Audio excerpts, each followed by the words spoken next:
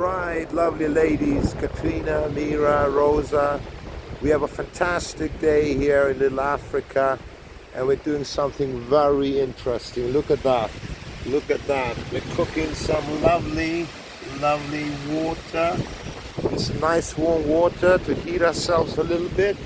See how nice that looks? That's exactly what you have to learn, Mira, when you get a little bit older, and Rosa and your mother, Katrina, to, just go to Little Africa, cook up a nice pot of soup, and just enjoy your time. Do you understand? Being in this situation, getting better and better day by day, and staying in the trees, enjoying the oxygen. Remember your goggles and your Icelandic flag. Is that the fact that we have to stay on top of the situation. We have to get better. Daddy isn't getting homeless, he's just getting better in this situation. Now let's have a nice look at this lovely cooking session. You see that? You see how nicely the gas cooks?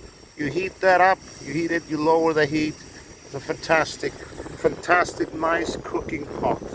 But just remember that. Be lovely to your sister and stay tuned. Daddy loves you. Bye.